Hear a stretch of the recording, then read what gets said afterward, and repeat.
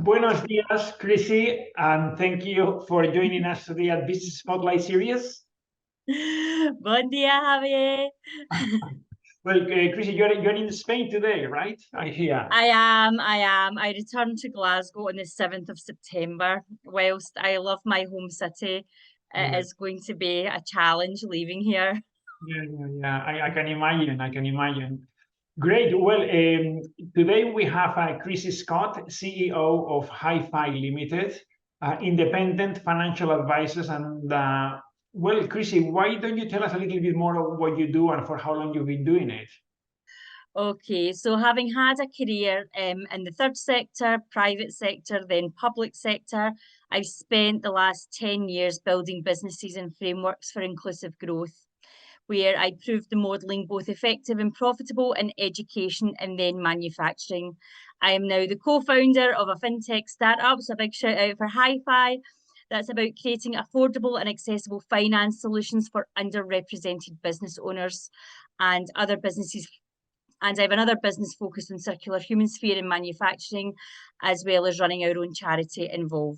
I'm also a managing partner at GFWE Consulting, where we focus on women's economic empowerment. Wow, so you've got I think in English you say a finger at every pie, as they say. Pretty much, yeah. I like to keep busy. Yeah, well done. That's so. What business changes? I mean, what was one of the biggest learnings you've had since being a business owner, running your own business? Oh, um, one of the biggest is, I suppose, things always take longer than you anticipate, and it's always more challenging than you give it credit for. I think those are my two biggies. So I think my mantra has always been surround yourself with excellence, surround yourself with people who know way more than you do. And I think having been very blessed in my last business to have some epic people help pull us through. I'm really excited about HyFi. I'm currently building a really strong advisory board at the moment. We're a lean startup. We're small, but we're determined. And along with my co-founder, Timothy, our advisory board is one of our key strengths. Brilliant. And when I say, who do you have like a role model, either in personal life or business? Who do you look I've up to? I've got lots and lots of role models. I suppose one of my biggest role models would be Dr. Vandana Shiva. Vandana had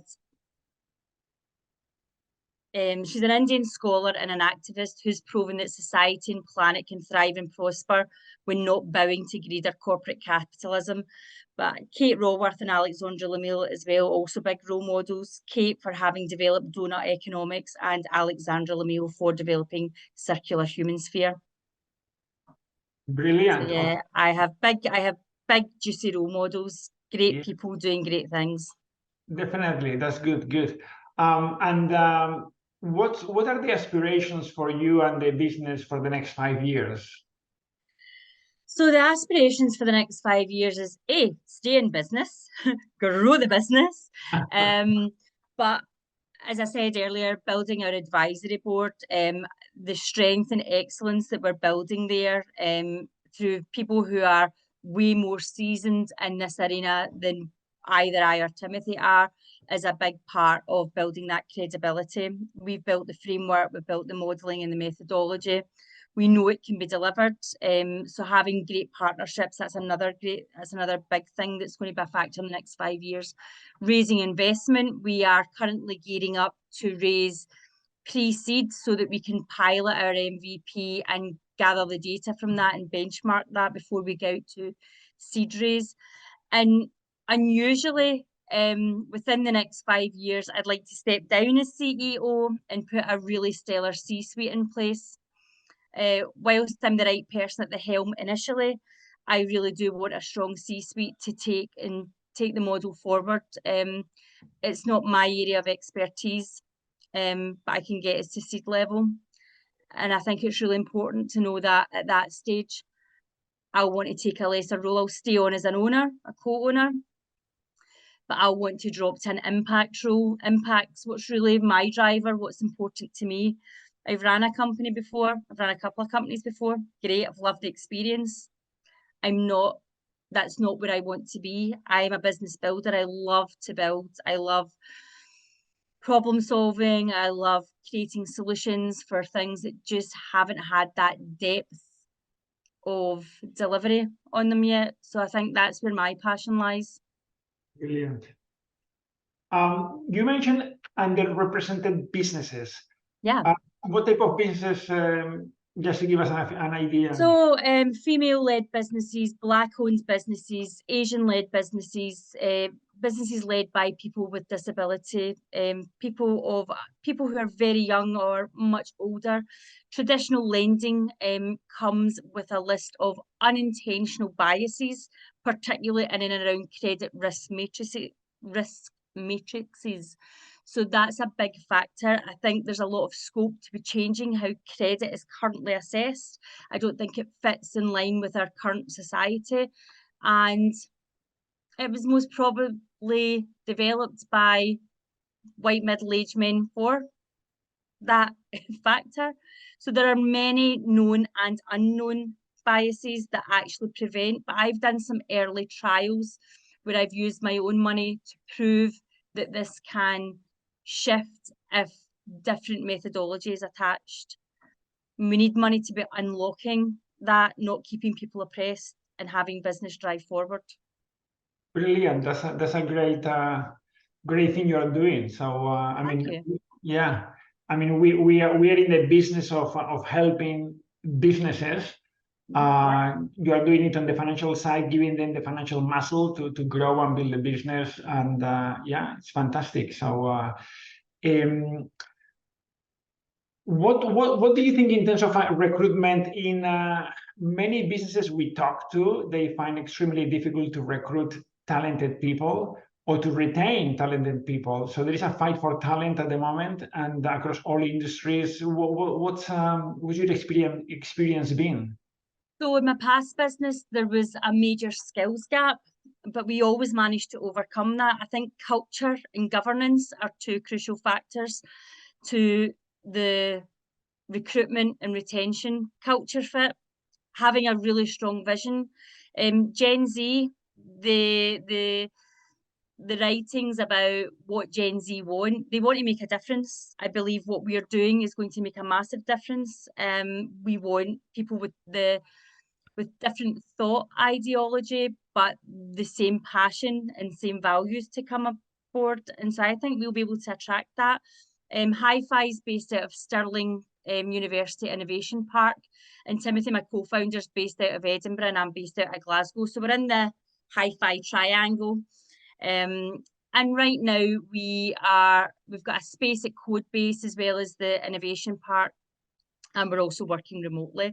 So I think we're already got our finger in the pulse in terms of agility, vision, capability. So yeah, our next hire will be a software engineer, and I think that we're all going to be in cap salary initially, because a big part of this is proving it to the investors that come on board and back us. We're going to prove that this can be done much more leanly than many other fintechs have been before. Brilliant.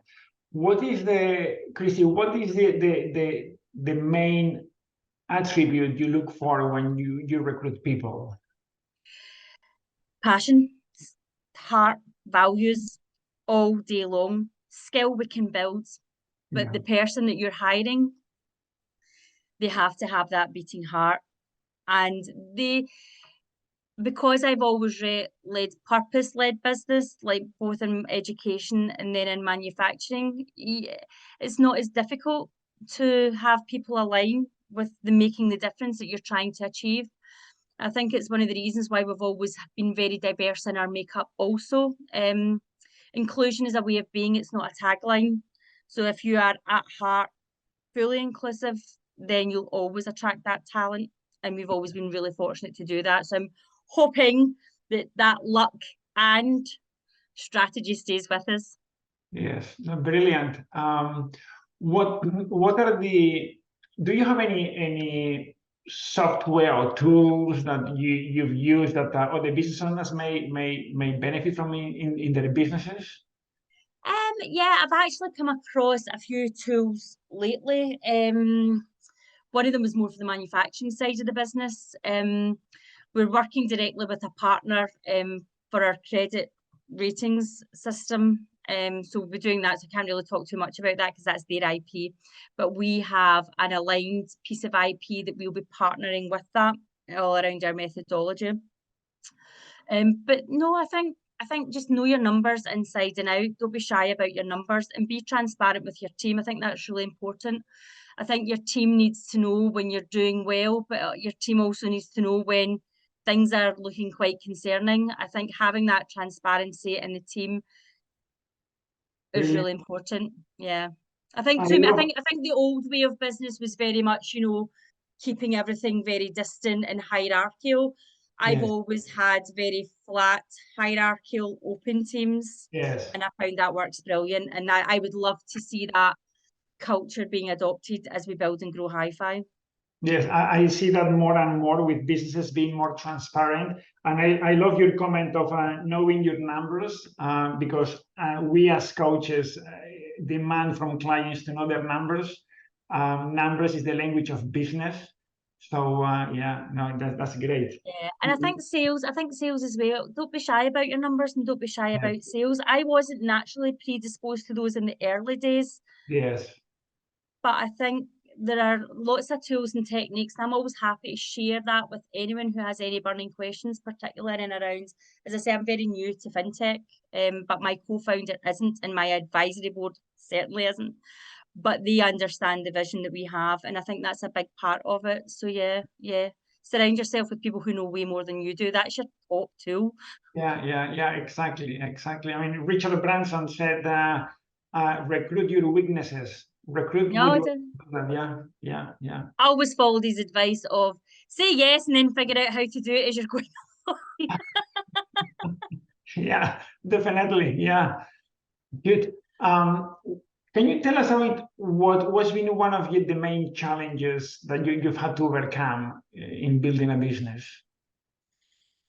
Main challenges and having to overcome building a business. Oof. There's so many, Javier. I really don't even know where to start. Like, you name it, we've handled it. From transitioning from education to manufacturing, now moving into fintech. We had our team decimated during the pandemic and they had to do a whole rebuild for manufacturing just to secure a lucrative corporate contract. It's been quite the roller coaster. I think there's going to be massive challenges ahead for HyFi. I think the biggest things for us is going to be around regulatory compliance, the legals, and also the data security of what we're building, because we are going to have strong partners in the early days. So there's going to be a lot of due diligence, a lot of contractual agreements, and a lot of work that has to be done. Some of it I know, some of it I'm still learning, some of it I will have to learn.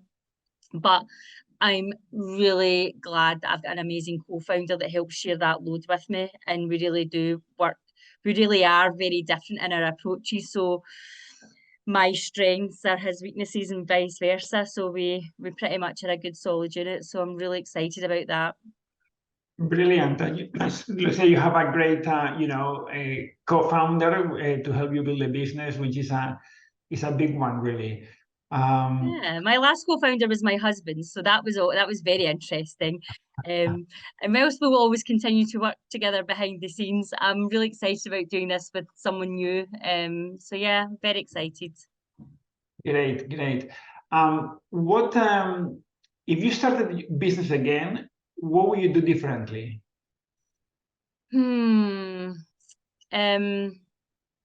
Strategy, and be more prepared. I was very prepared when I set up Beyonder moving into education, because I have a very clear vision of what I wanted to deliver, and it was very much based on what my public sector experience was. Transitioning into manufacturing, that was a big learning curve because it was an industry that I was not educated in. So that was a big learning curve. So moving into fintech, both Timothy and I have been much more prepared, been slower, more strategic, really dotting our I's and crossing our T's and getting under the hood of not just what it is we want to deliver, but can we deliver this? And who else out there is, so market research. Oh my goodness, I don't think I've ever done so much market research as I have in my life before, as I have done for HyFi. And I've absolutely loved it. Really enjoyed it for this business. I think I just must be getting better at it now. But they say, well, what doesn't kill you makes you stronger, have you? Yeah, exactly. Dead on. So Chrissy, what would you say, any advice you have for your 18-year-old self? Oh goodness. So yeah, when I was 18, I went to college to study business and economics, and I left. I was thoroughly dissatisfied with economics. I like economics. I didn't think that's how the world should work. And I suppose I should tell my 18-year-old self, hang on in there, Kate Raworth's coming with donut economics. And so I was delivering donut economics through my business modelling before I even was aware of Kate Raworth. So I think to see the global strategic shift to then distill down into both businesses and communities, I think that's really crucial. I feel much more aligned as a business owner. I think I was ahead of my time with Beyonder. I'm just right on the button with HyFi. So yeah, I think I'm glad that what I'm doing now is relevant. There is a market demand for it. I was at the FinTech Scotland Symposium in November 2022. And I sat there with one of my other business colleagues, Moksha, and everything the keynotes were saying. And she's like, oh my goodness, they're talking about HyFi. They don't even realise it's in the process of being built. So I've been really excited about this, and I'm really excited about looking to see how do we partner with FinTech Scotland. We've just recently applied for Scottish Edge. So yeah, my 18-year-old self wouldn't do it any differently. The wounds and the bruises that you get through the years are a big part of shaping where I am now. Yeah. So yeah. So whilst I would say maybe stick at that, a lot of it has been very experimental, and a lot of it's been taking risks where others wouldn't. And I've really prided myself on that. But I'm much more calculated in that. I don't think I would take the risks now that I've taken before, because I've proven what I needed to do through the risk. And one of the big learning curves through that was about being undercapitalized. And it's one of the reasons why I've got such a passion for what we're building at HyFi. I know the difference that the access to affordable finance can make. It can make or break a business. Brilliant. And I think our financial institutions need to get on board with that in terms of what do we really want for business in our communities. Yes, yeah. Well, that's great to hear, Chrissy, and that really resonates with me. By the way, I did economics at university. Fantastic. I'll be coming to you for some sound advice then, Javier. This is great Yeah, to know. definitely. A cup of coffee when I get back to Glasgow. Yeah, can count on it. We are in the West End, so yes. We've got nice offices here, so and great coffee.